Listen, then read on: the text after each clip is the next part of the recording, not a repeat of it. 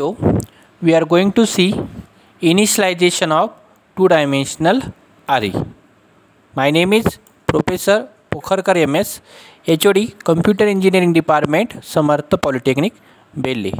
So now, initialization means what? Storing the values into the array is called as the initialization of array. Okay. Now, there are two types of initialization: compile time initialization and runtime initialization. So let us see first of all compile time initialization. Now compile time initialization means what? The values are stored into the array during the program, inside the program, then it is called as a compile time initializations.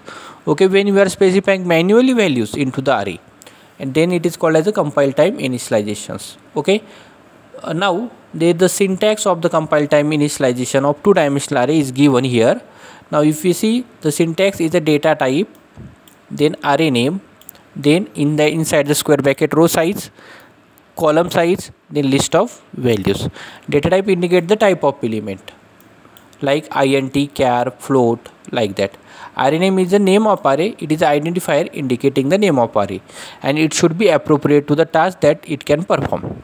Then row size indicates the number of row, call size indicates the number of columns, and list of values satisfies the various values set of values which are separated by comma. Now this is a syntax for the initialization of two-dimensional array. Now let us see the examples. Now here given array int x of 3 by 3. Now 3 by 3 means 3 into 3, 9. So here 9 memory locations are given. Now 9 memory locations are given, hence values are also given 9. Now here 10, 10, 10, 11, 11, 11, 12, 12, 12. So the values are 9. Okay. Now the first 10 values are initialized to first row. Next 3 values 11, 11, 11 are initialized to second rows, and next third values 3 values 12, 12, 12 are initialized to third row. In this way two-dimensional array is initialized. Okay, the given here memory representation.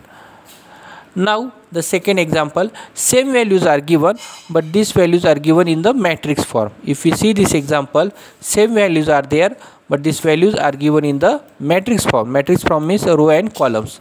Now it is the first row 10, 10, 10, then second row 11, 11, 11, third row 12, 12, 12. Now they are given inside the curly bracket which are separated by comma. These are three curly brackets separated by comma. Now here same values are initialized 0, 10, 10, 10, 11, 11, 11 and 12, 12, 12. Now let us see next example. In this example, float z of 2 of 3. Now 2 of 3 means 2 into 3, 6 values. So here value should be 6. 1.1, 1.2, 1.3, 3 values. 2.1, 2.2, 2.3, 3 values. Now here how many rows? 2 rows. And how many columns? 3 columns. So columns are 3. So first 3 values are initialized to first row.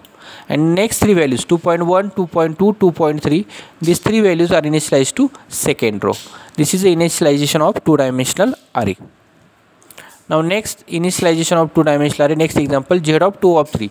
Now here only one value is given, that is 0.0. So that what will happen, remaining values are not given. So all values are initialized to 0. All the values are initialized to 0. Now in the two-dimensional array, suppose 2 by 3, 6 values are there. And if you are storing only 3 value or 4 value, then what happen? The remaining values are also initialized to 0. When number of array elements, okay, greater than the number of values, then the remaining array elements are initialized to 0.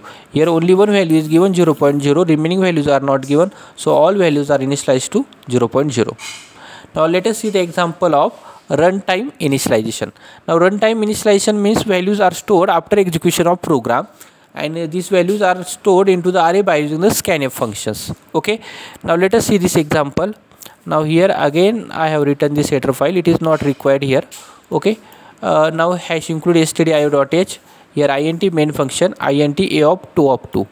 Now here printf enter 4 element. Why I am saying that 4 elements? Because here array int a of 2 of 2. 2 by 2, 2 into 2, 4. So we have to enter the 4 elements. Okay. Now 4 elements, how? we are storing. Now first value are stored into ampersand of a of 0 0, second value is ampersand of a of 0 1, third value ampersand of a of 1 0, and the fourth value is ampersand of a of 1 1, means 0 0 0 1 1 0 1 1. In this location or in this elements, these four values are stored: 11 12 13 14. Now we have to display these array elements, printf array elements. Now printf percentage d a of 0 0, 11 will be displayed, a of 0 1, 12 will be displayed, a of 1 0, 13 will be displayed, and a of 1 1, 14 will be displayed. So all these four values are displayed: 11 12 13 14. Now here if we see, these scanf statements are written 4 times, but if we found that here same part is here, scanf percentage d. Now part is repeated, that is 0 0 0 1 1 0 1 1. This part is different, this part is different, remaining part is same. So instead of writing 4 statement, we have to write just single statement inside the for loop. Here also printf statement, all the part is same, only the values are different. Index value 0 0 0 1 1 0 1 1, these values are different. This value you have to write inside the for loop. Okay, now second example. In this example, same program, but thing is that we have written this scanf function inside the for loop. Now here array is 2 row 2 column, so we are taking 2 for loop, I loop, j loop. The first for loop is indicating the number of rows. Now number of rows are 2 here, so that we have written condition I less than 2. Now number of columns are 2. Now second loop is representing the column, so here columns are 2, so that here we have written j less than 2. Okay, and inside this for loop we are writing the scanf statement. Now this scanf statement is executing here 2 into 2 4 times. This scanf statement is executing 4 times, and the I of j value are repeated, or this value will be 0 0 0 1 1 0 1 1. This value will be there. Now in the same way, printf array element. Now while displaying the printf statement or displaying the value, we have to write printf is also inside the for loop.